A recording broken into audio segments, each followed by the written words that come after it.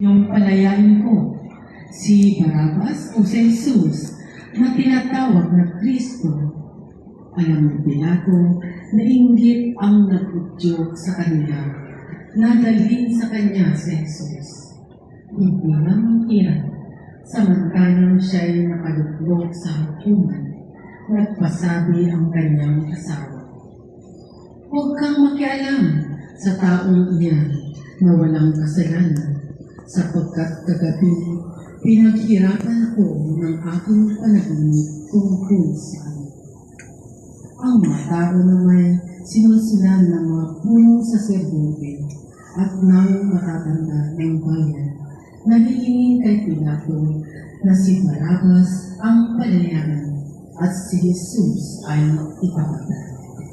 Muli silang tinanong ng gobernador, "Sino sa dalawa ang ibig ninyong palayain ko?"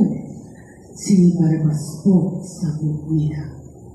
Sinabi sa kanila ni Pilato, "Kung gayon, ano ang gagawin ko kay Jesus na tinatawag na Kristo?" Sumagot ang lahat, "Ipako sa krus." "Bakit? Anong masama sa ginawa niya?" tanong ni Pilato. Ngunit lalo pa nilang isinigaw, "Ipako sa krus." Nang makita ni Pilato na wala siyang magagawa at malamang pang magkagulo ang mga tao, nagpakuha siya ng tubig at naghugas ng kamay sa harapan ng mga tao. Wala akong pananagutan sa kamatayan ng taong ito. "Bahala kayo," sabi ni Pilato. Sumagot ang mga tao, "Bumagsak sa amin at sa aming mga anak ang kanyang dugo." At pinalaya niya si Barabas. Ngunit ipinahagupit si Jesus at ibinigay sa kanila upang ipako sa krus. Ang salita ng Diyos. Salamat sa Diyos. Paglilinaw. Ang tao ay mabilis umatol sa kapwa. Mayroong pagkakataon na siya ay naduduwag na humarap sa katotohanan. Umiiwas o nagmamaang-maamang. Ang kanyang pananggalang ay ang humatol sa kapwa. Humahatol siya ayon sa panlabas na anyo at hindi sa puso. Marami ang napapahamak sa maling paghusga, ngunit nangyari ito kay Kristo. Uulitin ba natin ito sa ating kapwa-tao? Panalangin. Panginoon, pinatulan ka ng kamatayan at wala kang kasalanan. Gumawa sila ng kasinungalingan upang ikaw ay mapahamak. Subalit hindi ka man lang umibo. Bakit ganon, Panginoon? Alam mo sila ay mali, bakit hindi ka tumutol? Pinamang ka ng lahat, ngunit hindi ka sumagot. Tinanggap mo ang parusa, at hindi ka man lamang nagpaliwanag. Bakit, Panginoon? Matutunawa kami sa iyong kababaang loob. Tinanggap mo ang lahat alang-alang sa amin. Matutunawa kami na magsabi ng katotohanan at hindi ng panlililang. Huwag nawa kami aming silaan ang aming kapwa. Tanggapin nawa namin ang lahat ng tao na iyong kalarawan at dapat namin igalang at mahalin.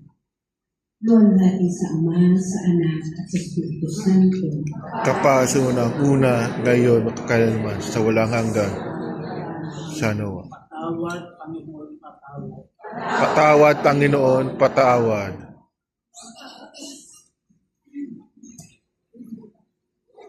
Pupuri ka namin, O Kristo. Pagkat sa magitan ng krus, sinabit mo ang buong mundo. Pagbasa sa Ebanghelyo ayon kay San Mateo. Papuri sa iyo, Panginoon. Si Jesus ay dinala ng mga kawal ng gobernador sa Pretorio at nagkatipon ang buong batalyon sa paligid niya. Siya ay hinubaran nila at sinuotan ng isang balabal na pulang-pula. Nagliligaw sila ng halamang matinik at ipinutong sa kanya. Saka pinapaghawak ng isang tambo sa kanyang kanang kamay. At palibak siyang nilubod-luburan. Kinuha nila ang tambo at siya'y pinaghampas sa ulo. At matapos kutyain, kanilang inalisan siya ng balabal. Sinuotan ng sariling damit at inilabas ng pag-ipakong sa krus. Ang salita ng Diyos. Salamat sa Diyos. Pagmimulay. Hindi ba't ating naririnig o ating sinasabi na sinaktan mo ang aking damdamin? Sinasaktan natin ang ating kapwa sa pamamagitan ng matatalim na salita o pagbubuhat ng kamay. Sinabi ni Jesus, anuman ang gawin mo sa maliliit na ito ay ginawa mo sa akin. Sinasaktan natin muli si Jesus kapag sinaktan natin ang ating kapwa. Sinasaktan natin si Jesus sa ating patuloy na pagkakasala. Panalangin. Kanilang. Panginoon, Ikaw ang aming hari. Subalit ano ang ginawa nila sa iyo? Ang iyong sentro ay ang halinging bato at ang trono mo ay sa tingin. Tiniis mo ang hampas at ang upi. Tinanggap mo ang pagkutyang. Masdan ninyo ang hari ng mga Hudyo. Bakit? Dahil sa wagas mong pagmamahal sa amin, maging sino man kami ay mahalaga pa rin kami sa iyo. Ang aming kaligtasan ang nais mo. Hindi kami karapat-dapat sa iyong pagmamahal, Panginoon.